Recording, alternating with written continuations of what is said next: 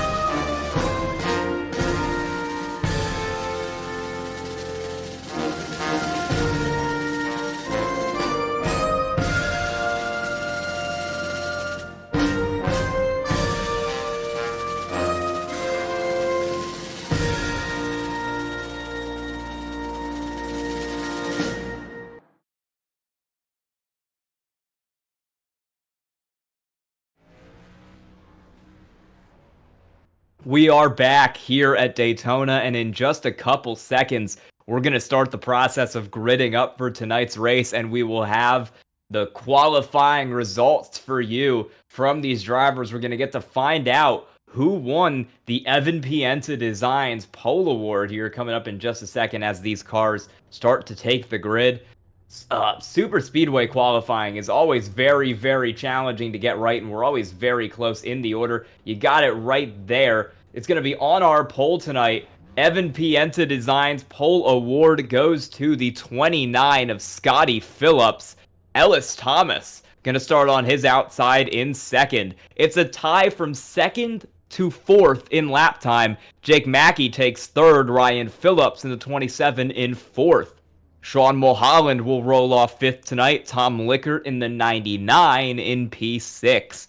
Two Chris's on row 4. It's Chris Smith in the 28. In 7th, Chris French in the 53 in 8th. And rounding out your top 10 will be Rye Jones in the 91 and Aaron Smith in the 70. Back in row number 6, it is your title sponsor, Evan Pienta, and his number 55 truck in the 42 of Paul Thomas starts 12th. 13th, 14th will be the 5 of Robert Brobst and the 77 of James Barker. 15th and 16th, the 87 of Clay Sampson and the 00 of Matthew Karkoffey. 17th, 18th, the 66 of Derek Smith, and the 23 of Zachary Mitchell. Rounding out the top 20, the 98 of Dan Berg, and the 80 of Rob Liedl. Going back from there in 21st tonight will be Brandon Ayers in the 16, Steve Vest in the 60 and 22nd. James Danforth rolls off 23rd in the 88, Johnny Rapp in the 52 and 24th.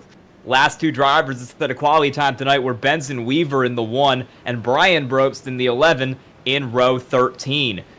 Braxton DeWeese, another driver who did really good in the Xfinity Series last season, will roll off 27th. Levi Cox on his outside, that's a stacked row 14. And rounding out your top 30 tonight, Dylan LeBeau will roll off 30th.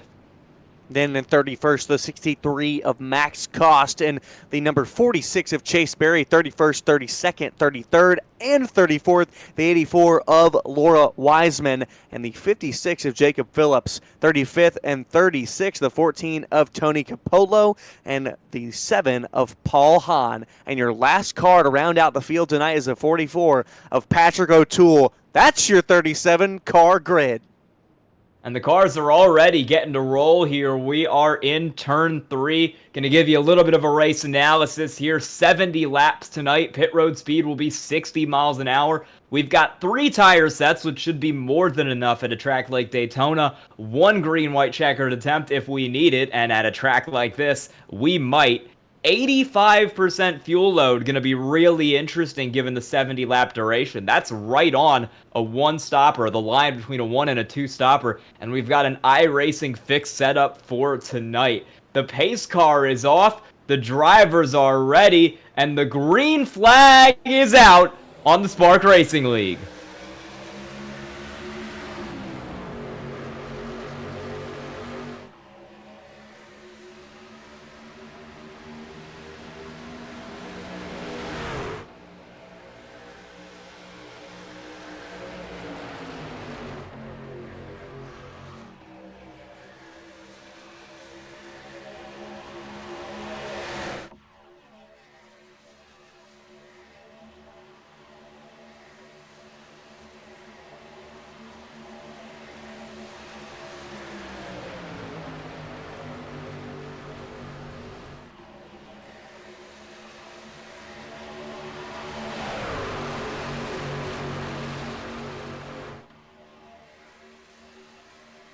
Coming to the end of lap 1 here, Ellis Thomas holds the lead, and he nearly gets down into the side there of the 29 machine of Scotty Phillips. Phillips in second and third. It's Ryan up here side by side with Scotty Phillips in the 29. It's Ryan leading that top line. He's now going to pull up next to Ellis Thomas in the 8. Already the 53 of Chris French looking a little bit high, trying to get himself some clear air there through the corner. But we're all good. Everybody makes it clean through the back straightaway on lap 2.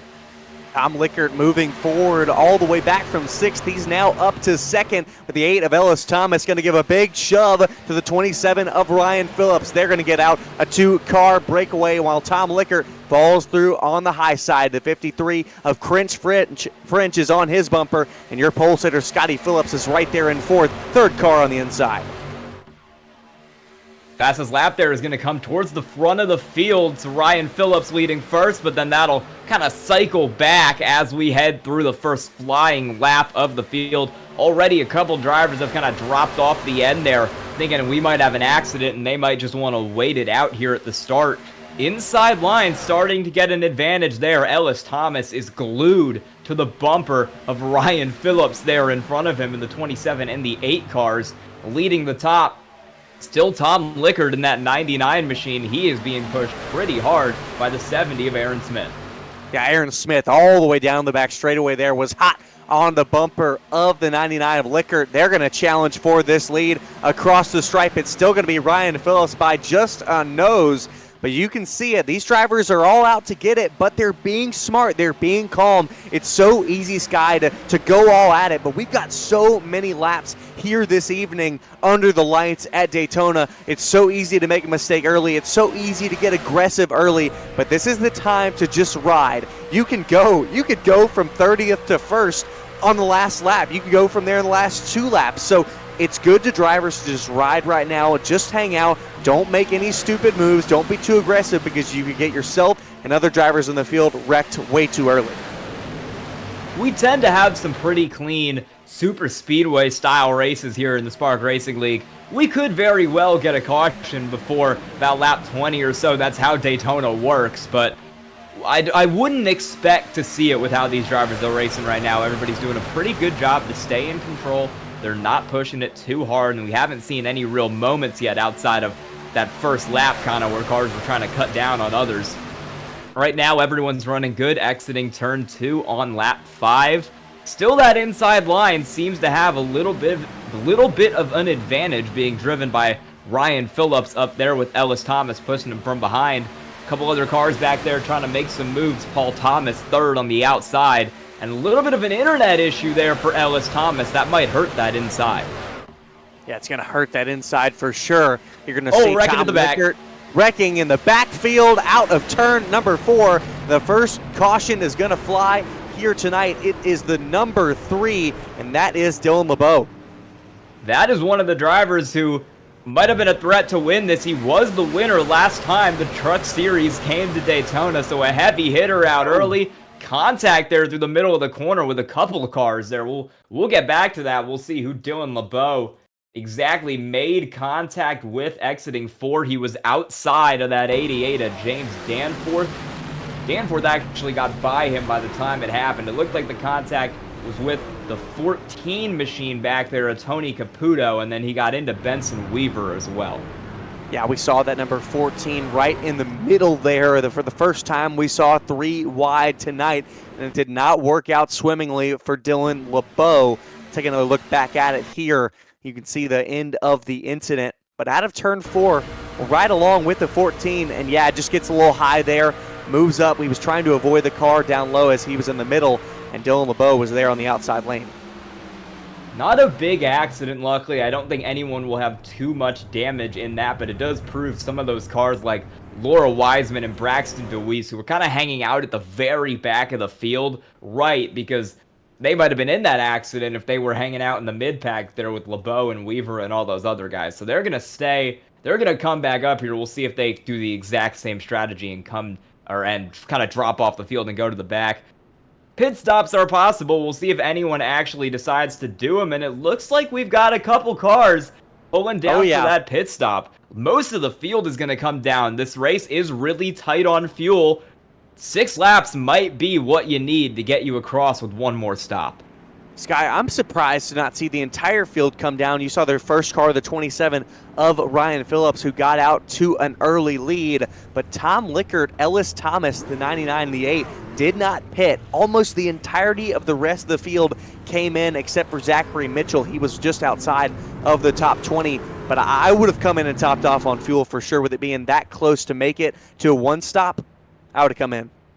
Yeah, fuel only for most of the field. Looks like a couple cars might have taken 2 tires there as well, but seems about everyone came down for fuel only. With Liggard and Ellis Thomas there, you think they just maybe didn't think as many cars would come down as they did. Those 2 cars were running right up there in the top 3 or 4, so they didn't get to see what everyone behind them was going to do. Zachary Mitchell in the 23, who's going to cycle out third, is on a completely different strategy. He saw everyone pit, and he consciously decided to stay out. He's going to try to gain some spots here in the short run, and we'll see if that works out for him. Yeah, Zachary Mitchell started back there in 18th. He drifted back just a little bit to about the 21st, 22nd position. He was just riding, and, well, he made the decision, hey, might as well gain some track position now. You never know what could happen, so he is going to take that gamble. I don't know, though. We'll see. Also in the top right corner, it's a pulse check. It's the 46 of Chase Berry. He has got the heart monitor on tonight. Currently under caution, 84 beats per minute. I'll tell you what, that is one of the coolest things I've ever seen on a broadcast. We're going to have a couple drivers rotating the heart monitor over the course of this season, but for the first race tonight, we've got that 46 car at Chase Berry wearing it. He's going to be rolling off here towards the back of the field in about 31st, so I expect that when we go back green, that heart rate might shoot up a little bit. Oh, absolutely. I don't know if you've ever I've taken my heart rate after doing some official races and things like that, and things where I'm in some tight battles. I get up to like 160.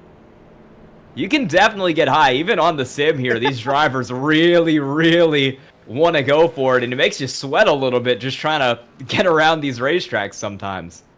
It really does, and so it's cool that we get to see that all night long from Chase Berry.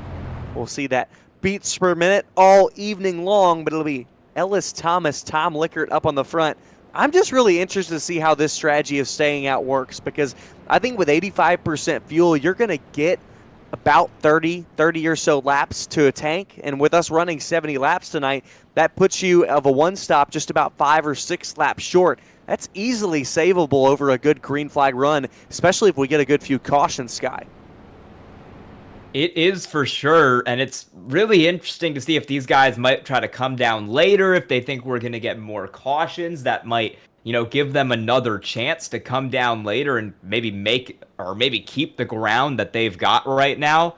It's all going to play out on how green the rest of this race goes, and I don't think those cars will be very happy if we were to get a long green flag run. I think they're all banking on maybe some more cautions coming out to keep them up at the front of the field. Yeah, it's going to be have to see something that we're going to have to see how it plays out, because there's no prediction in our minds. There's so many possibilities and things could go on in this race that I don't think even the best calculator could predict how their strategy might work out here this evening under Daytona. But we've got 8 laps complete. We'll come to number 9 when we get the green flag back and away. But you said it, Sky, had some good, clean racing throughout that first portion with all these truck drivers.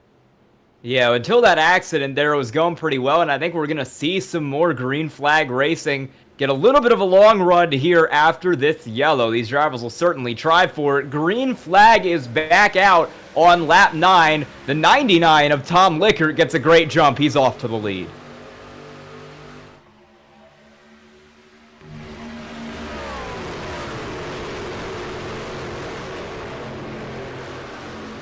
Already getting single file there on the very inside of the racetrack. It's about 5 or 6 cars extending a gap back.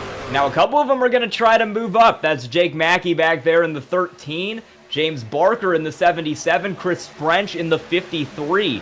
Looking up to that high line, and the run that French has gotten is huge. He's gone from 4th to leading that outside lane and now challenging for the lead in about the length of a straightaway. Wow, what a move by Chris French. Was sitting 4th in line there. Picked up the 77 of Barker and the 13 of Mackey to make it 2 by 2 by 2 on the outside. A little bit of a breakaway for a second between those first 3 rows. Tom Lickert still going to lead that lap down on the inside. It seems to be the line that is prevailing. And man, those 3 cars on the bottom are all stuck together. A little bit of misfortune, uncalculation. Oh, there we go. Barker is going to go around the 77. Chris is going to go around as well. We're going to see a caution. That is the big one. We've got about 5 or 6 or 7 cars around on the back straightaway. You're seeing the 77 of James Barker right there. Rob Liedl involved as well. 53 of Chris French was around. The 39 of Sean Mulholland into the wall pretty hard. We're going to get a replay here. Oh. Barker's already starting to lose it. This is right behind Chris French. Right on the front of the outside lane. And oh my goodness. He gets a little bit of airtime there. A couple cars caught some air. Sean Mulholland as well did later on in this accident. Wow. I believe the word I was looking for that top line was that they were disconnected and unorganized in turns 1 and 2, and you saw it there. Mackey got up under Barker and off the corner. Mackey slid up, turned Barker right sideways in front of the field. Chris French got involved as well, so the entirety of that outside line, those 3 front runners were taken out in that, and more unwelcoming victims in the back of the pack. Yeah, there's Aaron Smith. If we can get another replay, I kind of want to check out what happened to that 70 car, because he was fully airborne for a little while there in that crash after contact with a few other guys, really after it ended. We're going to have a lot of cars in the pits that are trying to fix some damage here. Tony Caputo likely out of the race for the contact that we had with Aaron Smith. We'll see it right here. He's going to get involved in this accident. He'll make contact with the 39 of Sean Mulholland up here. And then you're going to want to watch in the far off background here, way at the back. It's the 14 of Tony Caputo. And I'm not sure what goes wrong, but he lasers the back of that 70 car. And that might be terminal damage for both of them. That is an ARCA break if I have ever seen one. Capuna, I don't know. The caution was out by that point. I'm not sure if he was trying to gun it and run it and try to make it through, gain some spots. But, man, that was a late incident from the 14. And, man, you know, the 70 there of Aaron Smith, so good of him. I mean, he avoided all of them. He got slowed up, woed down, and then boom. Yeah, he's going to be one of a couple cars that might be out of the race here. Sean Mulholland, who we also saw involved in that, has taken a lot of damage repair. Caputo, also long time in the pits for him. Benson Weaver as well. So a few cars taking some pretty heavy damage, and now pit stops will commence again for a lot of the field, really. In fact, it looks like almost everybody except for about Zachary Mitchell has come back down the pit lane. Paul Thomas and Clay Sampson will also stay out, but it is a pit stop for everyone except the top 3 in order to fix damage and top off on fuel. Well, look, that's another thing. Zachary Mitchell staying with it. He's sticking with the strategy. Paul Thomas is running up front. He's going to stay out as well. I believe your top 5 stayed out. Jake Mackey was the first to pit. He was involved. I believe he begun that incident there out of turn number 2. But that was a pretty big one early into this race, Sky. It was. For lap 10 or so, you don't see wrecks like that very often. We've already had 2. People say cautions breed cautions, but I think in this specific circumstance, this might make these drivers a little calmer. They've already seen about 5 or 6 cars pick up some pretty major damage. And in fact, we might have a couple more go a lap down because Brandon Ayers and James Danforth are both still in the pit lane right now. So a lot of cars with a lot of damage, and I think that's going to lead to maybe a little bit calmer racing. Hopefully a little bit calmer racing, and we'll get a little bit of a green flag run in here shortly. Yeah, and I think you just saw a little bit of a mistake from the 13 of Mackey. You know, they were running a great line on the outside, but just got, well, a little too much speed, and Barker moved up as well. And I think it was just one of those things, 2 drivers doing 2 different things at once. 77 of Barker was drifting up in the lane. Mackey was trying to stay with him, stay in that line, but then he went low and off the corner.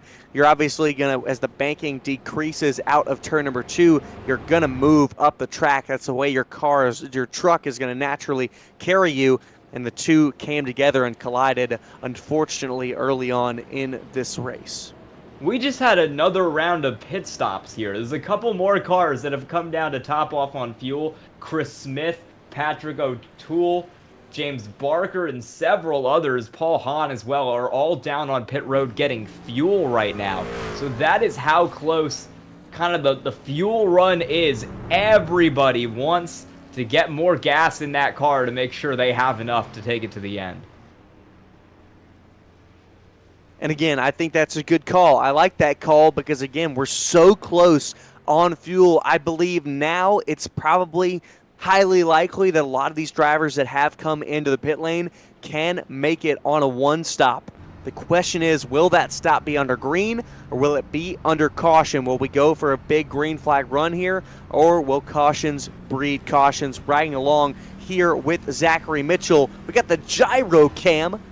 Love to see this. You can see every degree of banking, all 31 of them right here. This is how angled these drivers are when they're going through all the corners here around Daytona International Speedway.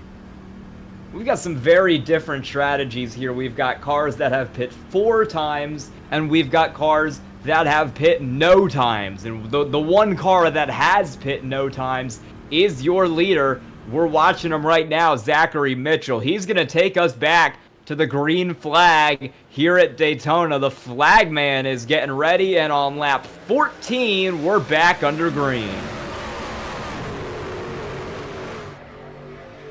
Another pretty good start for Mitchell. Samson will push him in that 87 truck. It'll be Brian Brope's third car on the inside back there in that target number 11. Paul Thomas' first car on the outside, and it looks like so far the inside has really been the dominant line on these restarts. Every time the bottom line has gotten away, but every time as well, the outside lane has surged down into turn number 3. That's what Paul Thomas and Johnny Rapp are trying to do here, trying to battle on that outside to Mitchell and Sampson, trying to get side by side for that lead. Their momentum has stalled. Will they pull the side draft? Not close enough yet to really try to get down to the door of that car. Mitchell will hold the lead for the time being. He's up from 18th to 1st, looking for that hard charger today, but it's going to be a wild one to see who gets that hard charger. I think it'll come down to the last lap for sure. It's always kind of how it is at Daytona. You get someone who comes through, gains about 10 spots at the last second. Outside's getting a little bit of a run now, driven by Paul Thomas up there on the top. He's being pushed by Johnny Rapp. And even though a lot of the field is single file, at the front of the field, that outside line is still holding pretty tough. And the 7 or 8 cars in it are bringing the fight to the first 7 or 8 cars on this inside.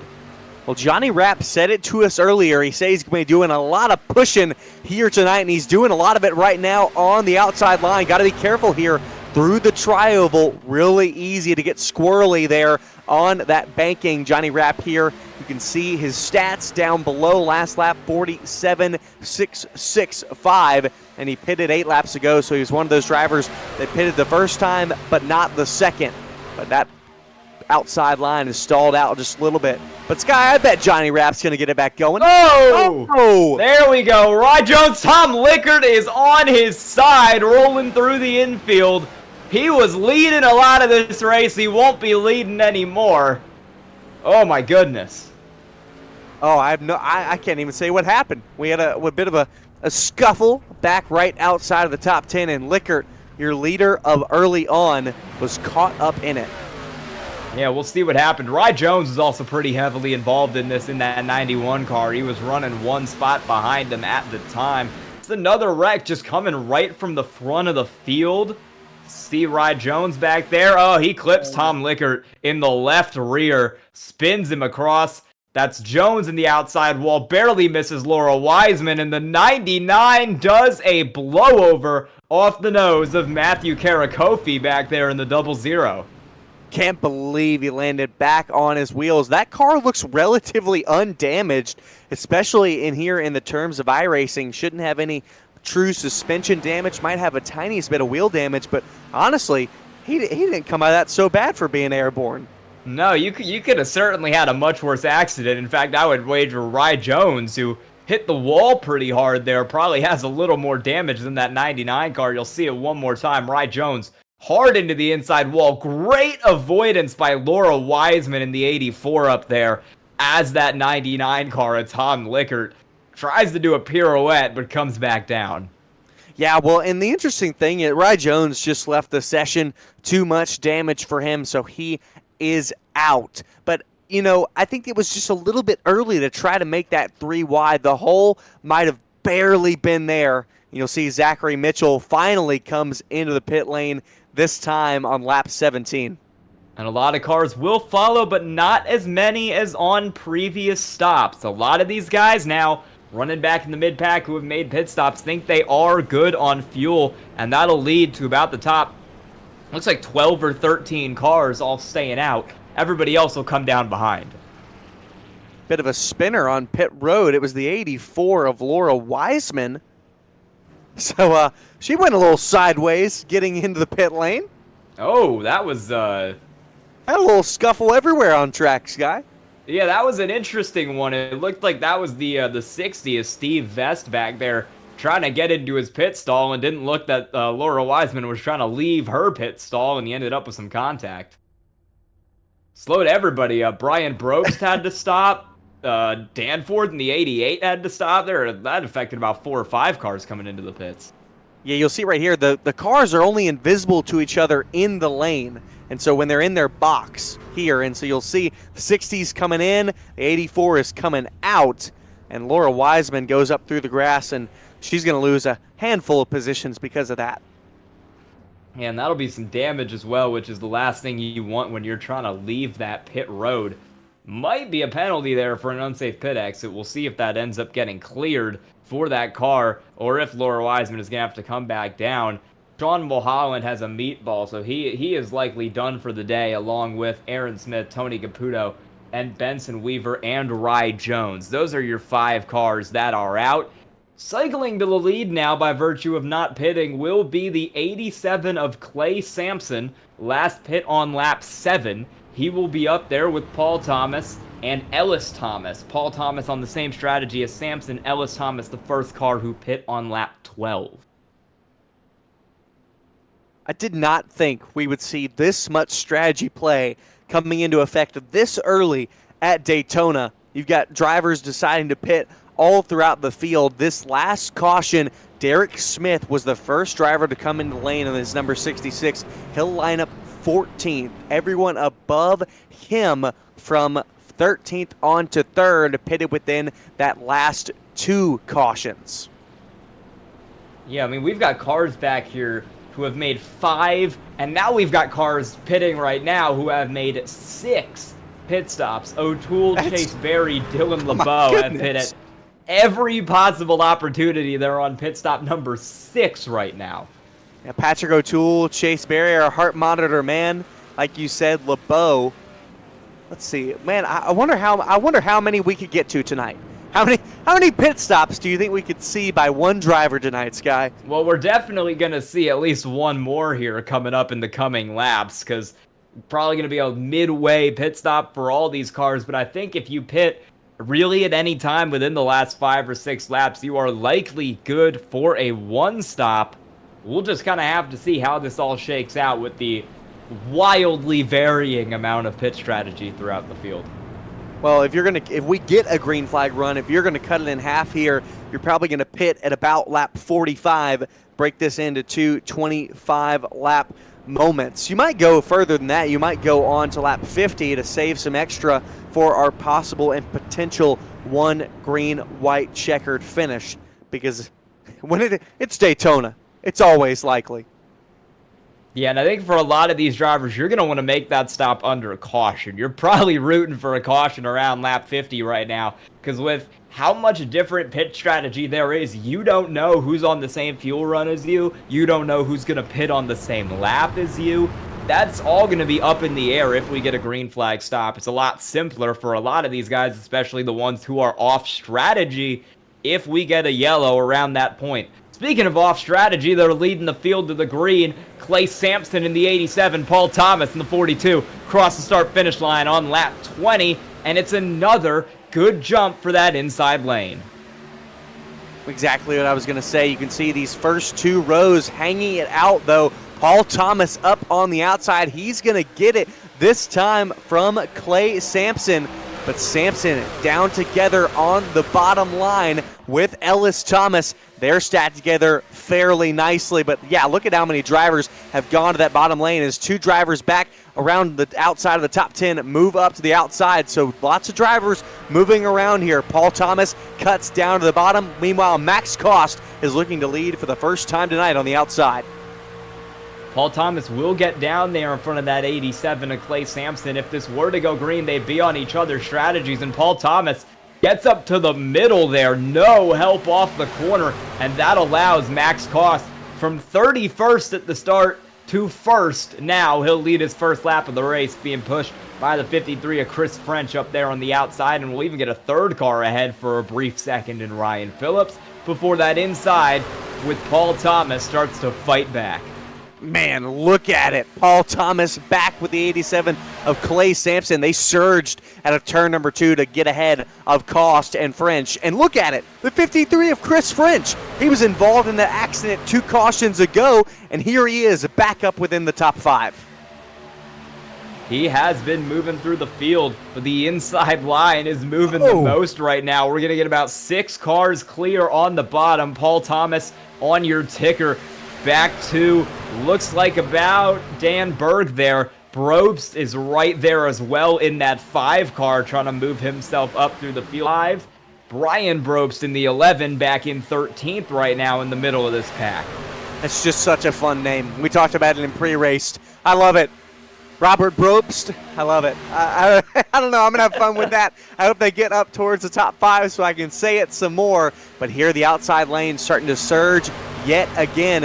And like you said, this is just some good, hard racing at a super speedway. Still double file. Sometimes you'd see some leagues, some drivers all single file out, try to get at the bottom or the top lane. But here, all these drivers want to stay back and forth for this lead.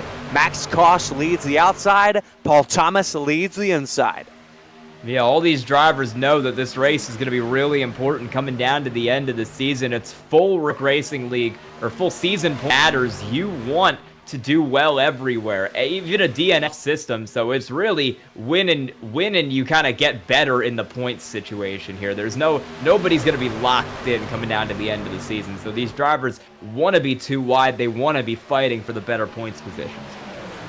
And super speedways are really, it's almost like a lottery. You could be running up front, you could be running in first, and you could finish 25th lap, or you could be running back in 25th, and somehow the Red Sea could part, and you could somehow get a win or a second or third, be up on the podium and score a maximum amount of points. It really is a lottery, a toss-up here at Daytona sometimes. There is obviously skill that comes to racing at super speedways in these trucks, but more than anywhere else, there is a decent bit of luck.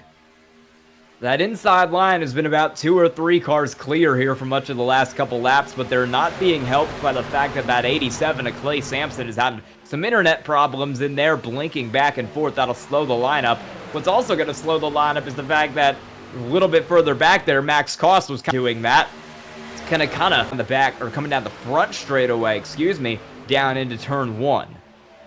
Yeah, Chris French just came over the radio, and I can only imagine that that's what they were talking about. Cost and French need to be lined up on the outside to create that surge. Now they're all in agreement to go down, side draft a little bit. And don't worry, Ryan Phillips is also in that 3rd row on that outside line. And here comes the surge from the outside. Max Cost looking to take it back. That outside line is organized this time by. You can see Paul Thomas was running a little bit higher. He thought about trying to jump up and cut the momentum off, but he didn't end up doing it. And now he is side by side with that 63 of Max Cost. Max Cost will lead the lap by 1/1000th of a second over the 42 car. Really tight up here on lap 26. I hope we see a finish about that tight as well. It's going to be great. These guys racing so hard, racing so clean. You saw Chris French get out from the bumper of Max Cost there. That could have been costly in itself. Out of turn 2, that's where we saw an incident early in this race, right after lap number 10. And you can see it. Cost continues to duck down low while French holds the outside line. That's creating disorganization and slowing this outside lane. Wow, sliding on the bumper. That was close. That 87 having some more internet problems, and if those kind of continue, if those kind of blink out of the sessions go on for a little longer, it could really hurt the momentum of that inside lane, because when he's not in the session, he's not available to push that 42 of Paul Thomas. Same thing happening here. Chris French is just further up the racetrack than Max Cost, and that is letting that inside get a little bit better of a run than they would otherwise off the corner. Now, though, Cost is really pulling out in front, because further back on the inside, they're starting to break up a little bit. We'll go side by side down into turn 3. That 53 is pushing hard as the 87 continues to have some problems back there. If I was the 42, I'd want someone else pushing me. That's it. Yeah. Well, and Ellis Thomas came over the radio. He can't get too close to the bumper of the 87 because of those blinks. And he never knows when he's going to be there in the session or not. And so it's stalling out the momentum of that inside lane. All the while, Max Cost working really well with Chris French. And I say working really well, I just think Chris French is a really, really good pusher. He is. He has been all over the bumper of that 63 car up in front of him, and he has not really let go at all. He will look to the outside here, though. Doesn't get enough momentum. Cost will stay in front of that line, doesn't get sucked into the middle, but he is looking a little lower. That outside lane is not the most organized, and they're only really being held up here by the fact that the 87 keeps blinking out of the session about 5 times a lap, and it's hurting the push that's being given to Paul Thomas on the bottom. Man, look at that run that the outside line gets out of 4 when French and Cost really get together right here like we're seeing. Oh, Cost thought about going to the bottom, cuts back up to the top side, barely gets in front of the nose of Chris French. That could have sent Cost hard on the outside wall, but it doesn't. And there you go, the 87 is going to pull off. So Clay Sampson is going to fall back fast. Yeah, he is going to pull out there. I think the blinking issues were probably annoying some of the cars behind him. He will drop out, and that will give Ellis Thomas a chance to push Paul Thomas down there on the bottom. We've got the last name synergy going on between the 42 and the 8. We'll see if that translates into speed on the racetrack. This is a much better run out of 4 for the inside lane than we've seen over the last couple of laps, and it's going to really help them get clear. They've got Dan Berg back there in 3rd pushing as well. Those top 2, slingshot, like it says on the 8 car, they're gone. Yeah, Berg needs to get up to the back bumper. He's being sucked in here by the draft. And now I think that since the 87 of Sampson is out of that line, the 2 Thomases are working very well together down on the bottom lane. And this is what we're used to seeing. I love this side-by-side action. It's so good. The question is, Sky, are we looming on pit stops here anytime soon? Well, looking at the kind of lap times here and looking at how long it's been since these cars have pit, I think a lot of cars, it was about 12 laps or so ago. Those guys are definitely going to push it. Same with the guys who pit 18, 19 ago. I think they can go to about lap 40, and they likely will go to about lap 40. The question is going to be Paul Thomas up here, who has gone 24 laps on this run. He is going to have some problems, and also having some problems up here is going to be Max Cost. Chris French has disposed of him on that top line. Cost lucky to find his way back 3rd in position. But the new order on that high side will be Chris French pushed by Ryan Phillips. I was extremely lucky that Cost was able to find the hole 3rd in lane on the outside. But oh my goodness, the Thomas brothers are working so well together in the tandem draft with these trucks. Got to wonder if Dan Berg will be able to get up there and go back and push them. You also may be thinking Dan Berg might be saving. Yeah, we'll see how it works out here over the course of this run. Fastest lap is Brandon Ayers. He's running further back in the field. One of those cars that's just kind of barely holding on to the draft right now, trying to dodge the potential accident that could always occur at any moment up here at Daytona. Right now, it is still Paul Thomas up front. He is being pushed by Ellis Thomas back there in the 8.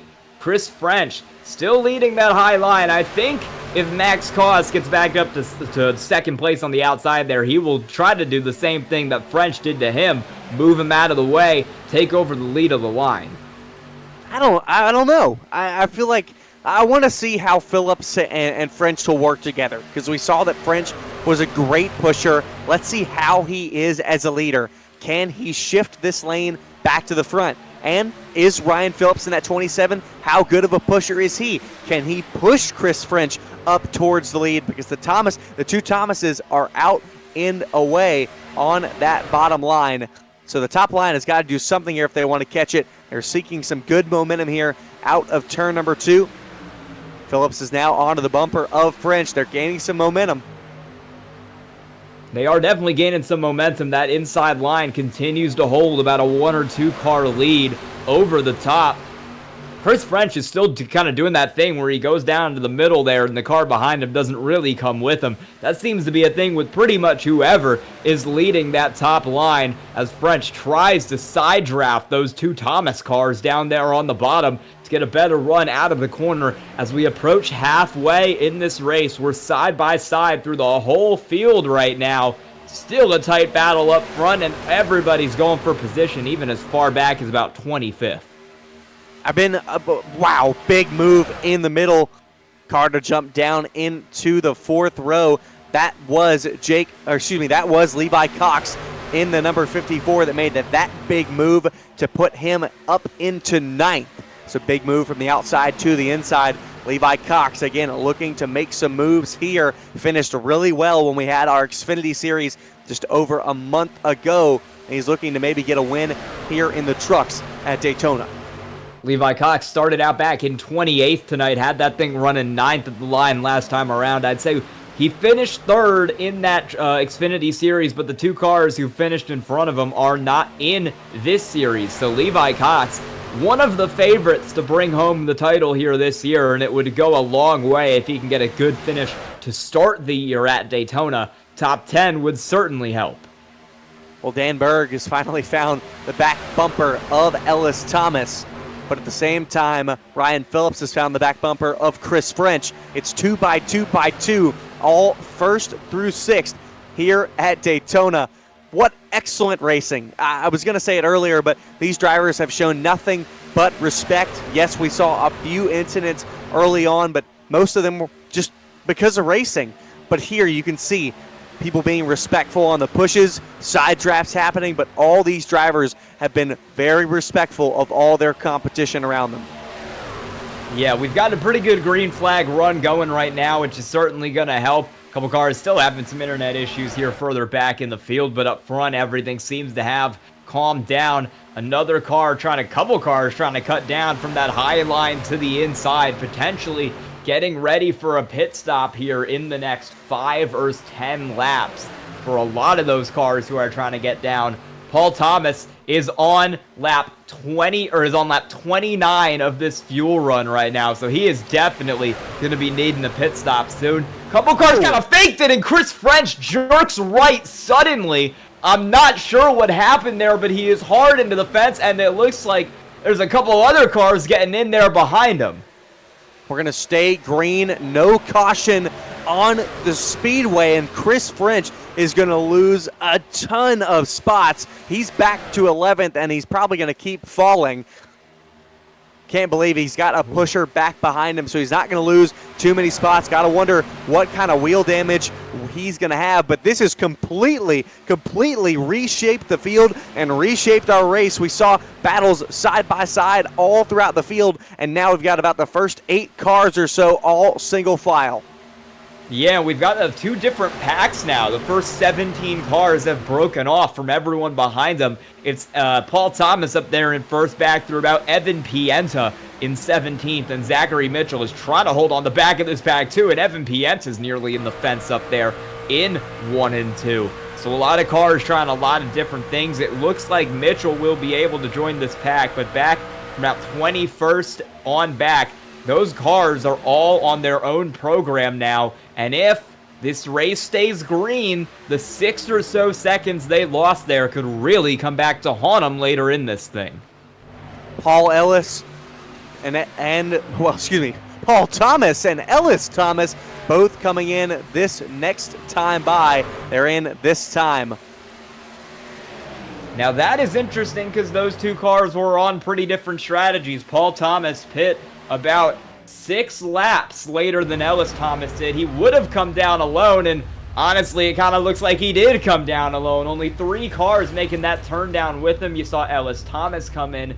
Dan Berg will also make that move down, but they're leaving everybody else out there. That could really hurt them. If a pack of about 7 or 8 cars comes in here, that 3-car tandem is not going to get the same run. Yeah, Paul Thomas didn't really have much of a choice there, though. 31 laps. He was out there on that fuel run. He probably only had just a few left in the tank. Decided to bring everyone with him. They should, if they stretch this run, if they're able to save some fuel, they should be able to make it to the end of this race on what they've got. But up front, we've got a new leader, the 52 of Johnny Rapp and the 55 of Evan Pienta that we just saw trying to catch the back of that pack. Well, he's up on the bottom lane in the lead. Evan Pienta Designs, the sponsor of your pole award there, is on pole on lap 40, being pushed on the inside there by, I believe that is it says 16 on the car. I don't think, oh my bad, he is. He's just 2 laps down. That's 2 laps down Brandon Ayers in the 16th. I wasn't seeing any car up there in second and third. I was trying to figure out who that was. It's because he's 2 laps down. The next car who is on the lead lap is Matthew Karakofi back there.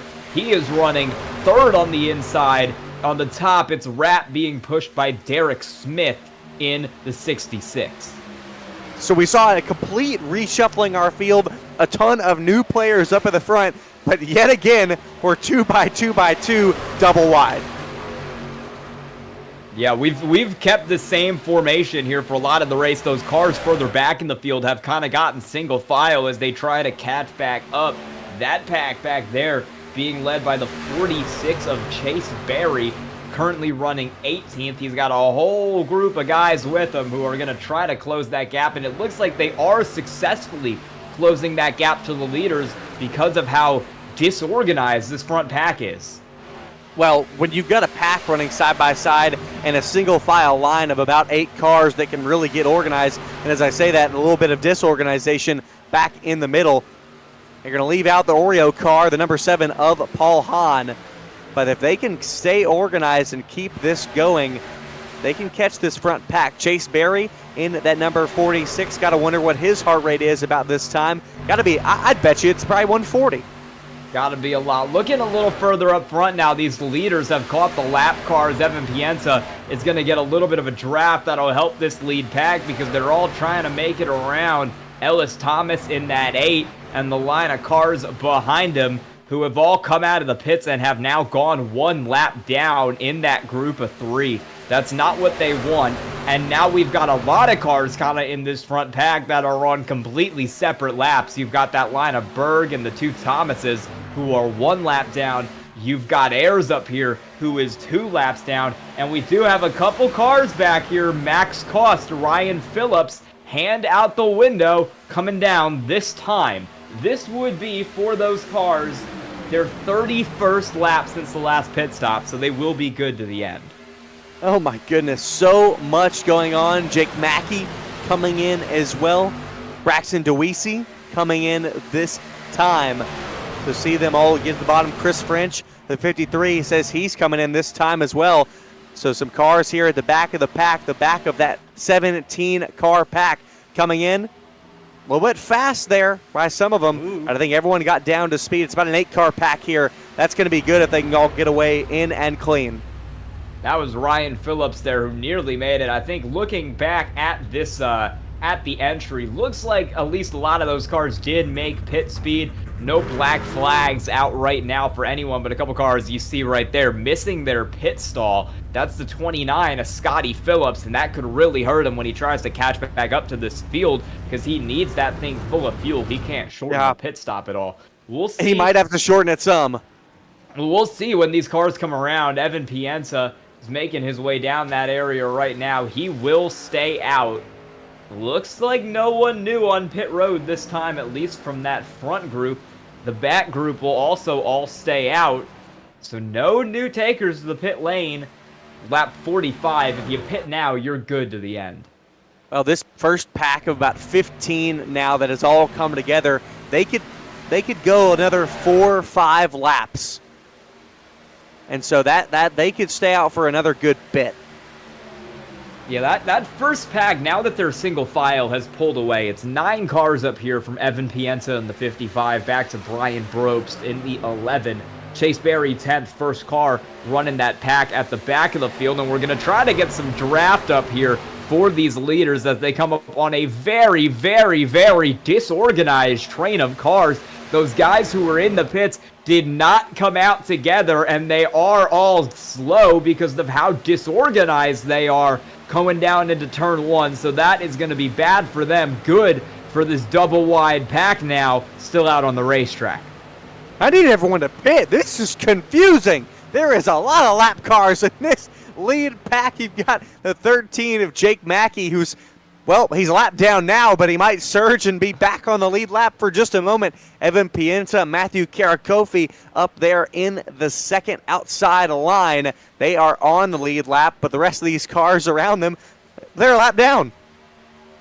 Yeah, we've got a lot of cars on all sorts of different laps, all sorts of different strategies, and those cars led by Pienta will continue to stay out right now. The longer you stay out, the less fuel you have to take on the pit stop, which might be the motivation for some of them here.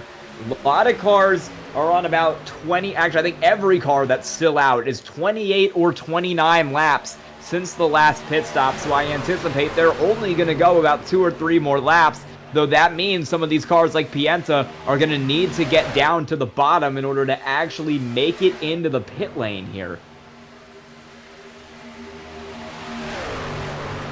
So Pienta, they'll come around for Pienta. It'll be lap number 29. And for most of the rest of this first 9-car breakaway, it'll be on to lap 30. Couple cars coming in there. The question is, Sky, how are they going to get down to this bottom line? More cars coming in. That's the entirety of that second pack and about half of the first pack coming in.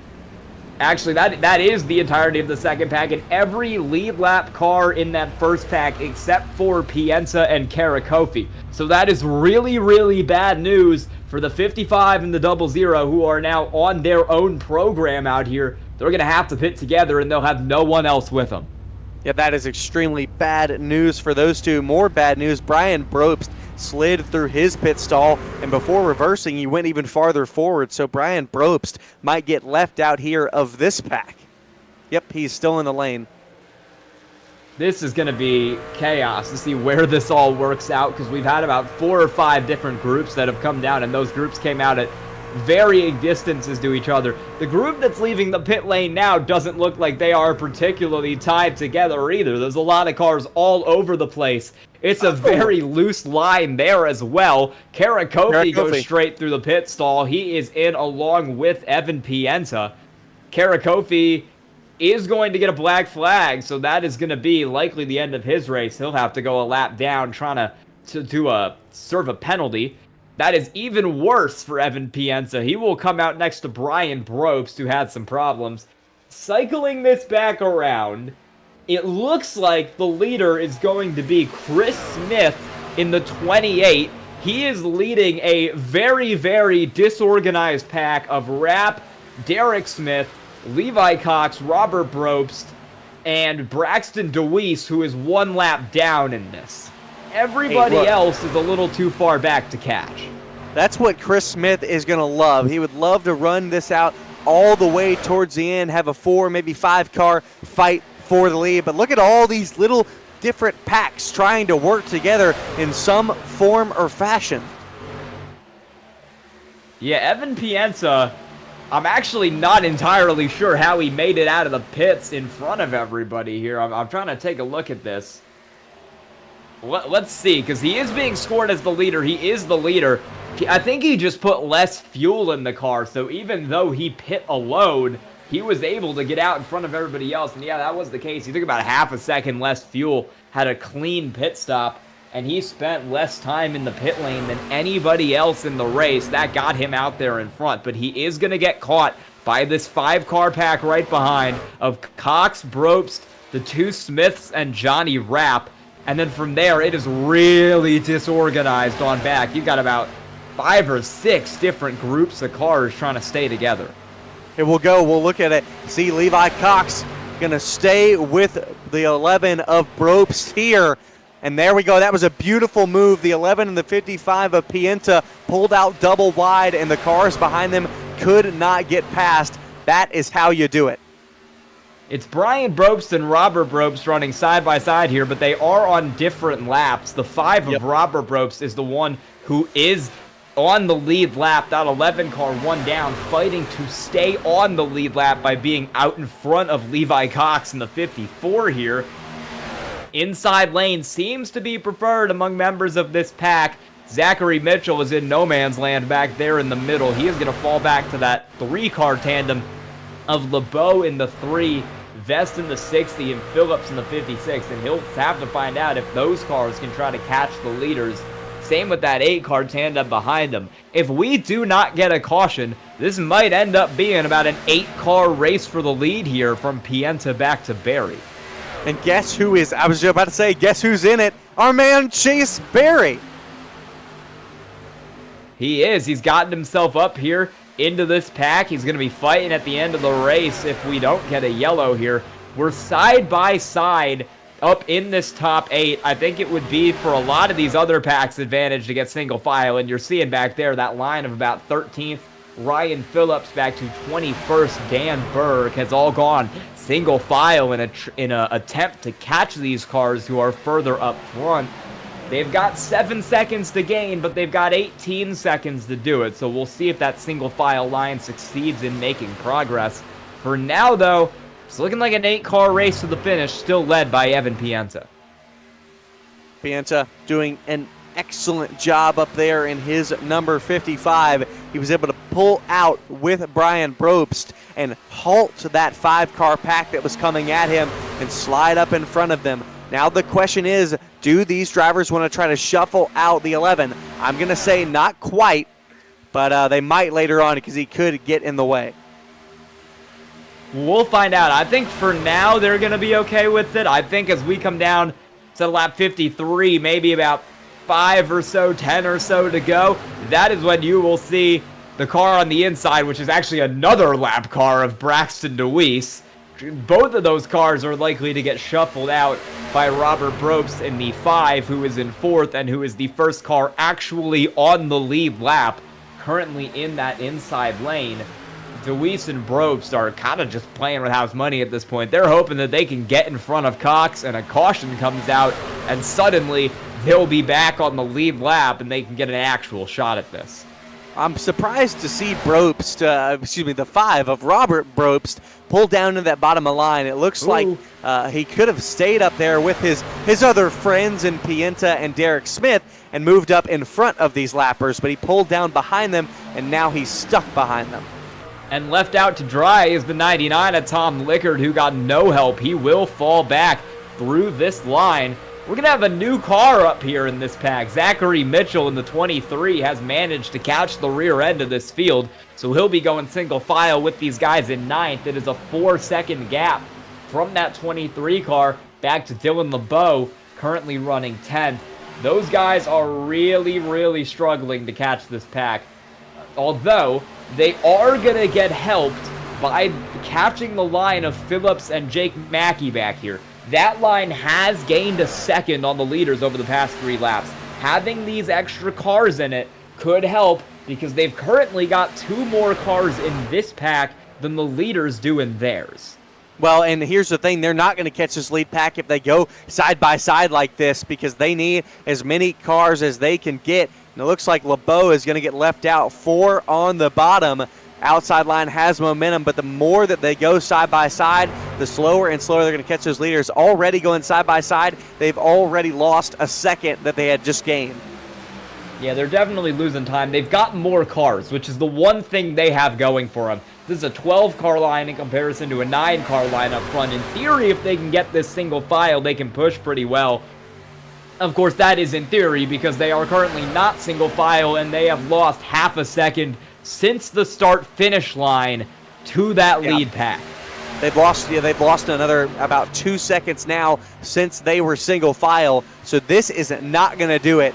They have got to be, if all these drivers want to get back and fight for the win, they've got to be patient and get single file because if they do this, they're going to finish where they are. Yeah, new car leading the bottom now, that line of Pienta, Smith, and I believe that is Robert Probst, or that is not Robert Probst back there. He is third on the inside. It's the lap car of Braxton DeWeese that is third on the outside.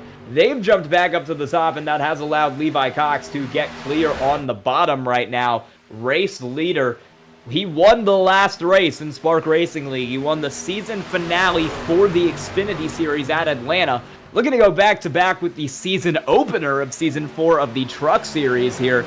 If he can get this win, he is being pushed by the two Brobst. It is Brian Brobst, one lap down in the 11. He will move up to try to get his lap back. It is the 5 of Robert Brobst now pushing him on that bottom. Love that last name. We have a new voice of reason in the field. It's the 8 of Ellis Thomas. Came over the radio and said, hey, if we keep going double file like this, we're not going anywhere. And so all the drivers in that second pack have now gotten single file yet again, and they've started their hunt back towards the front pack. This top pack's starting to get single file on the inside here too. Pienza, kind of the one car, hanging himself back out there on the top to try to get it up. That's what we're looking at back there. Everybody's single filed out trying to move up. Pienza is being pushed by the one lap down 15 of Braxton DeWeese. If we were to get a caution and Brobst were to be on the lead lap, he'd benefit. We are 3 wide for some reason up front. Levi Cox has pulled into the middle. Pienza will be hung out to dry, and that will drop him back third car on the outside. He will be the car that loses the most out of that. It is the 66 of Derek Smith now leading, pushing the lap car of Brian Brobst. He is followed by Levi Cox there in the 54. 3 wide like that is going to help that back line catch up. It definitely is. The back line, they haven't gained much. It was a 7.5 last time I looked at it, and it's still 7.5 now. So they might be single file, but they still aren't quite all together in one concise and organized line. But they are hoping that these leaders continue to stay side by side like this, because if they do, they will start to gain. Derek Smith, he looked to lead laps there, but he didn't. Cox took it back from the outside. Sorry, Scott. I was going to say, at a certain point, it might be too little too late. These cars are back to 8 seconds off. And at a certain point, when there's only 10 laps to go, you're going to have to pick up a second a lap. I'm not sure that's even possible on these leaders right now. Barring some kind of caution, this backpack might be out of the race for the lead, and they might be just racing for 10th from about Ryan Phillips back to Dan Berg in 21st. So these guys are going to really need to put together some hero laps if they want to have any chance of doing anything to that top 9. Still led by Levi Cox up there, 28th to 1st right now in that 54 car. Just so impressive. I think he is our biggest mover. Yep, I'm looking through. He is our biggest mover so far, so he might be the one. What if he could win and get that hard charger award? He's got 9 more laps to go until he could possibly get that win and get that checker flag and maybe get the hard charger. Brian Brobst going to move up to the high line. The 2 lap cars are together, and that's a little bit dangerous. The leaders might leave them out. They might. That'll be interesting, especially since those 2 cars are a lap down. The Phillips Wraps and Graphics Hard Charger Award, I would not be surprised if that comes down to the last lap, or maybe even an overtime here at Daytona. They'll get that to us shortly after the race here for who won that hard charger. Right now, it is Levi Cox who is in that first position. Evan Pienza has gotten himself back up to second place. He is pushing him on that inside line with the other Brobst, Robert Brobst, in third. So it's all coming down to it.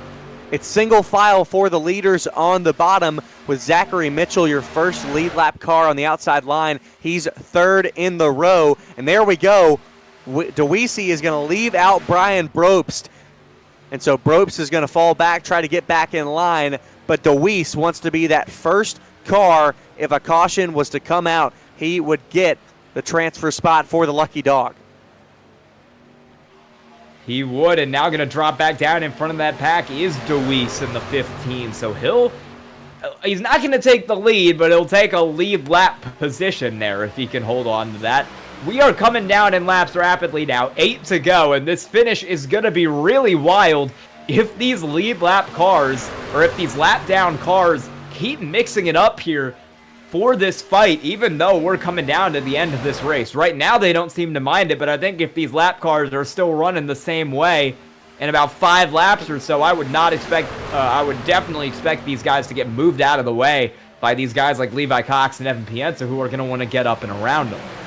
Yeah, this is 11 cars up in this front pack, but 2 of them are off the lead, and the rest of the 9 are on the lead lap. So 9 cars in this pack able to battle it out for the win. Levi Cox leads them. Then it's Evan Pienta, Zachary Mitchell, Robert Brobst, and Tom Lickert, your top 5. And let's remember, the 99 of Tom Lickert went up on off all 4 wheels earlier down the back straightaway, and here he is fighting inside the top 5 for a possible win. Also fighting is Zachary Mitchell. He was on his own program there when it came to pit strategy.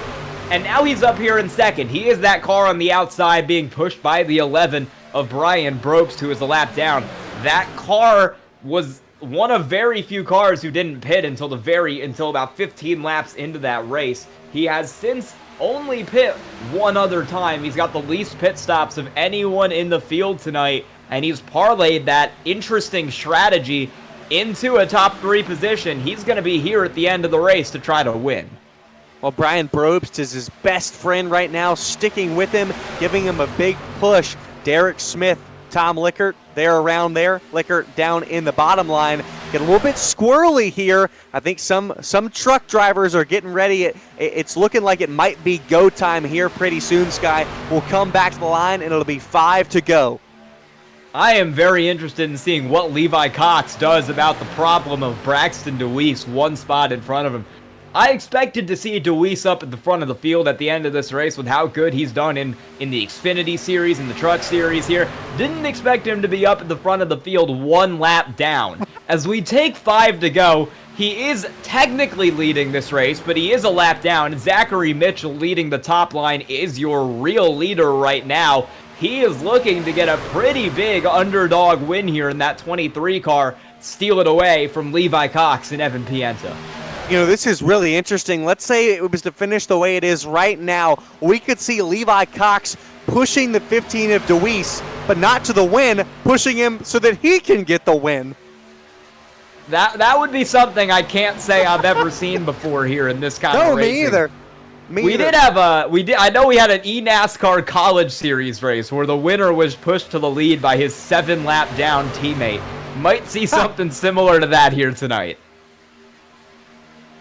It's all to play for here at Daytona. 4 laps remaining for these drivers in the Truck Series.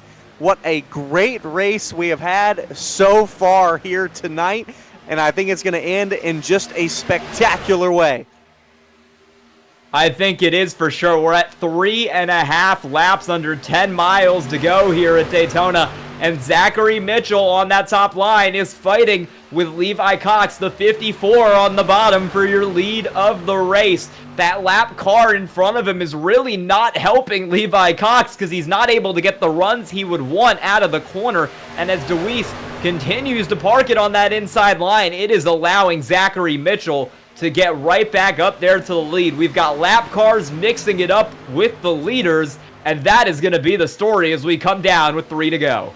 Well, here with 3 to go, will we see Cox and Pienta take a moment to maybe leave out the 15? They check up for him there, and that's going to keep Zachary Mitchell dominant on the outside, being pushed by the lap car of Brian Brobst. And here we go. The 66 going to look to make it 3 wide. Derek Smith going to hang out Brian Brobst. That's 1 lap car out of the equation now. DeWeese looked like he was going to try to block the middle, decided he was going to come back down to the outside. This is going to be even better for that outside lane because the more that inside blocks, the more they're able to get the run going. 2 to go this time from Daytona. Just in case you're wondering, race fans, that second pack outside of the top 10, they're 9.1 seconds back, so there's no chance they have any contempt here in this battle for the lead, but it's getting closer and closer between this front pack of 9. Again, a lap car of the 15 of DeWeese up on the front, but meanwhile, it's 2 wide to 3 wide, 2 rows back for the lead. It's getting chaotic. That's Chris Smith up there all the way on the wall being pushed by Johnny Rapp. Zachary Mitchell trying to fight back in the lead. He'll steal the lead of this race over that lap car of DeWeese. Here comes Chris Smith on the outside. We are getting crazy right now for the Whiplash SimCam's white flag. White flag out one more time around. This race is official no matter what. Look at this. The lap car of DeWeese is slowing up Levi Cox. Chris Smith trying to get it from the outside of Zachary Mitchell. Outside of turn 2, it's 2 by 2 by 2, 3 rows wide. Lap cars coming up on the inside. They're going to be right in the way. Oh, there we go. Zachary Mitchell into the air and over. It is Chris Smith leading as Zachary Mitchell does a barrel roll. Coming through turn 4, Chris Smith is leading over Derek Smith, and now Derek Smith is going to wreck. It's Tom Lickert, the only other car who has anything for Chris Smith. The 28 of Chris Smith comes around, and he survives the madness to win Daytona.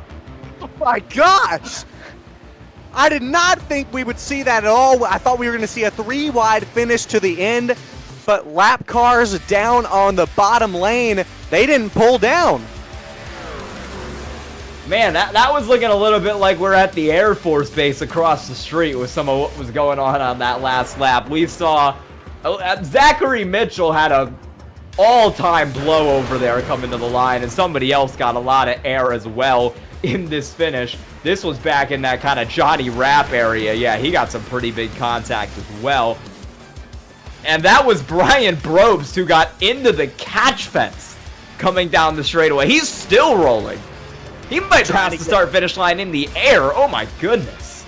There we go. He finally gets across the finish line there. He'll finish 26th officially, and Paul Thomas, you saw him skirt by, was the first lap car, and Chris Smith in that slingshot number 28 will burn it down. What did I say? I liked this car before, and it looks even better now. He was always a threat in the Xfinity Series, but he never won a race. First time out in Season 4 of Trucks, he's got his win. There we go. Starting off the season in the best spot possible. He's going to park it in victory lane at Daytona, and he led only one lap, and it was the most important one, the last one. It was. This is going to be huge for him coming down to the end of the season. He's got that win. He's got that points bonus. Look at that. One lap led. It's all he needed. He's got the rest of the podium there with him. Tom Lickert finished second. Robert Brobst got third, barely stealing third place in a side-by-side battle there with Evan Pienta coming down to it. Other than that, a lot of cars were several seconds back. Yeah, Johnny Rapp was running up in the top 4. He finishes 15th, Scott. Yeah, that was a very, very hectic last couple laps here. We are going to get your results going right now, and then we will speak to the top 3 who are getting ready to go up here. Chris Smith is your winner. Tom Lickert will finish second. Robert Brobst in third. As mentioned, Evan Pienta's fourth, and then it's 1 second back to Derek Smith in fifth. Chase Berry will finish sixth tonight, 5 seconds back, surviving the chaos. Levi Cox in P7. Ryan Phillips comes across 8th tonight. He was the leader of that second pack. Dylan LeBeau 9th, Jake Mackey in 10th. Back in 11th, it'll be the 63 of Max Cost. He led early on, but fell back to that second pack. And then 12th, it's a 56 of Jacob Phillips. 13th and 14th will be Patrick O'Toole. O'Toole started in 37th position, and he finishes 13th. James Barker finishes 14th. Johnny Rapp, who was up in the front there, gets wrecked in turn 4. He finishes 15th, and Chris French finishes 16th. Zachary Mitchell, who was leading going into turn number 3, gets wrecked into the lap cars. He finishes 17th. Paul Hahn finishes in 18th, and rounding out the top 20 was Rob Liedl and James Danforth. Finishing back from there, Laurel Wiseman, Scotty Phillips, Steve Vest, Ellis Thomas, all back towards the end of the lead lap. Paul Thomas comes across 1 lap down in 25th. Brian Brobst was up there fighting with that lead pack. Dan Berg will finish 27th. Braxton DeWeese also up there fighting with that lead pack is 28th. Matthew Karakov is 29th, and Clay Sampson in 30th. Back outside of the 30th positions, it will be Brandon Ayers in the 31st position. Aaron Smith finishes 32nd. 33rd was Rye Jones. All these drivers got involved in things earlier. Sean Mahalan finishes 34th, and your last 2 drivers, 35th and 36th, was Tony Caputo and Benson Weaver. I did not race tonight. I still joined as a driver, Sky. Do you still get points for that? Yeah, get points I think. for that? Give me some points. I'll come back and race. They'll stick you on there with 1 right at the bottom. All right, we are going to talk to you. See him right there. Our winner tonight, that'll be the 28 Chris Smith. Hey, Chris, you got a coffee? I got you. That was a wild finish. Tell me how that went over the last 2 laps. Yeah, it was wild. Started trying to, hadn't really raced too much all night there, just kind of riding around in the back for most of the race and, topping off on the 1 to go, just about every caution there early. And, I could kind of see Johnny and Chase, and I knew they'd make a run right there at the end. And I was just I was wanting to put myself in a position where, Johnny would, have to push me there. And tried to go up top 3 wide, and, that's always a little bit dicey. And, man, it worked out. It worked out there, and I know there's some chaos going on underneath me right there, coming off of turn 2. Not really sure what all happened there, but somehow we got to the line first. Yeah, I was gonna say, what was your thought process when you pulled up there 3 wide on the top, trying to get around all of them? Well, it was just track was just blocked, and you know how it is here. Track's really narrow, and 3 wide is a little bit dicey here. There's room for it, but with trucks moving around a little bit, it can be a little bit dicey. And didn't really have any other options at that point other than just kind of sit in line about 3rd or 4th on the outside. And I was like, that's not too much fun. So let's try to make a show of it right there. And somehow, luckily, it worked out for us. All right, well, you've got your win here. You didn't get one in the Xfinity Series, but you're starting out the Truck Series on a high note. How will this carry you into the rest of the season? Oh, these are normally the super speedway races are the ones that I normally struggle at, the ones that I usually wind up on the rollback on. So, yeah, this is great. Great momentum to start out the season.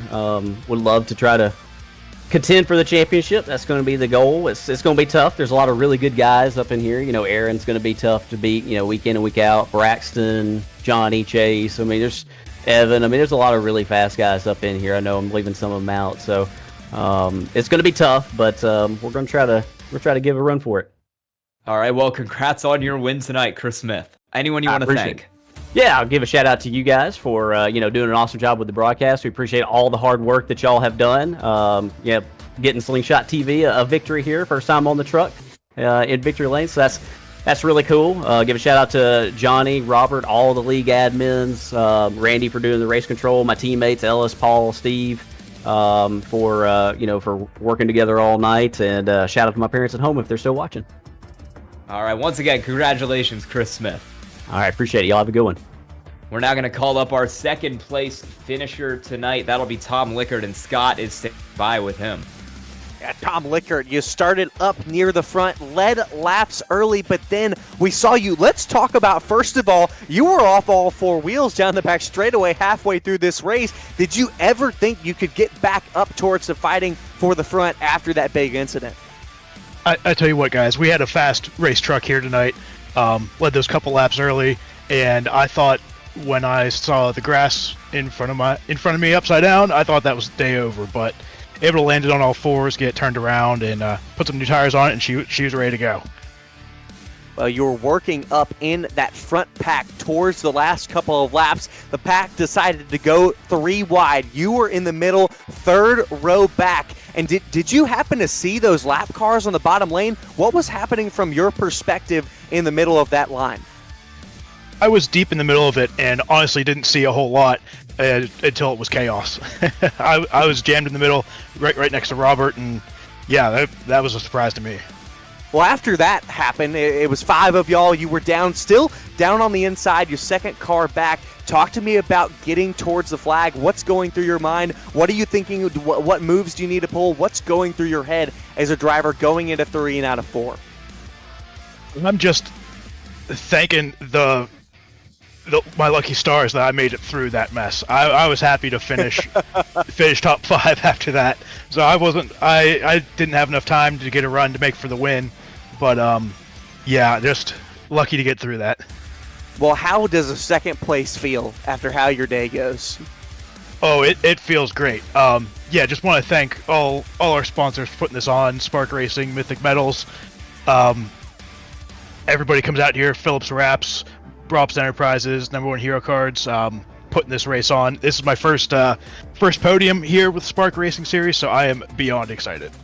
Well, congratulations, man. Couldn't have done it at a better time. Starting off the season strong. It's a 99 of Tom Lickert. Congratulations, Tom. Thanks, guys. Tom Lickert finishes second, one short of the win, but he couldn't be happier about it. And Robert Brost comes home in third, and Sky's going to catch up with him. Hey, Robert, you got a copy?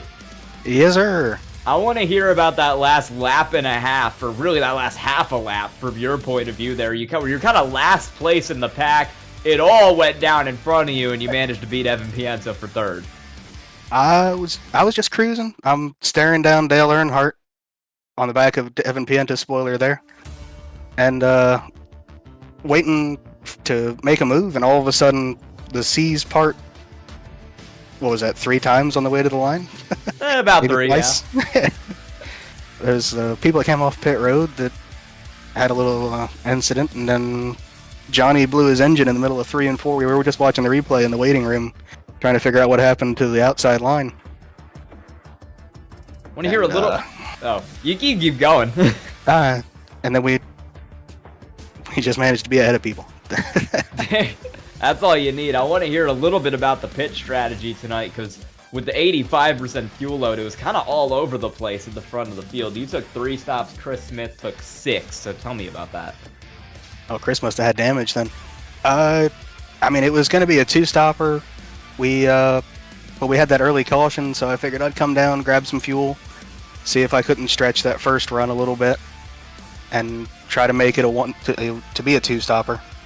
But it didn't work out that way. And all right. Yeah, because 28 laps of fuel on a full tank, just the math don't math. All right. Anyone you want to thank or shout out tonight? I mean, step one, you got to shout out friends and family. I got my cousin Brian and the 11 truck out here with me. He had an internet or a computer had a pop-up window when he went down pit road, and he got a speeding penalty. That was what messed him up. But otherwise, he was in that front pack with us at the end. But also got my dad, who usually watches these things. Shout out to him. My wife, if I send her the replay, she might click on it. She might not. I doubt she would. And then, we got all our sponsors. We've got our Mythic Metals. We got our Philip Wraps and Graphics. We got #1 hero cards, Goon Squad, Evan Pienta, myself, James Danforth Photos, and High Ground Electronics that gave us a gaming keyboard to give away for the ARCA Knoxville race. It's a really nice keyboard. I've got it sitting in my side room because I'm the admin guy that handles the money and the prizes. Hey, that's all you need. I could use a good keyboard. Congrats on 3rd place tonight, Robert Brobes. Yeah, I appreciate it. And you even said the name right. Look at that. Yeah, we try. It's hard to get that. Congratulations. Go celebrate with your team. All right, I'll see you. What a great night of racing that we had tonight, Scott. You got any final thoughts on all this? Oh, it was so much fun. I mean, we saw a few early cautions, and then we got a long green flag run to the finish. We saw a 9-car breakaway, and then we saw 3x3x3 all throughout the front pack battling for the lead. Sadly, a lap car into the day of some of those up towards the front, but still, I thought we got such a thrilling end. All right, it was a truly great race tonight with all that chaos on the backstretch. It was so much fun. If you enjoyed tonight's coverage, be sure to like and subscribe to Slingshot Racing Media, and we will have the entire series for you here with the Mythic Metals Truck Series presented by the Spark Racing League. For everyone behind the scenes at Spark and SRM, for Scott and Kobe up here in the booth, I want to thank you for watching, and we'll see you back again here same time next week. Have a good night.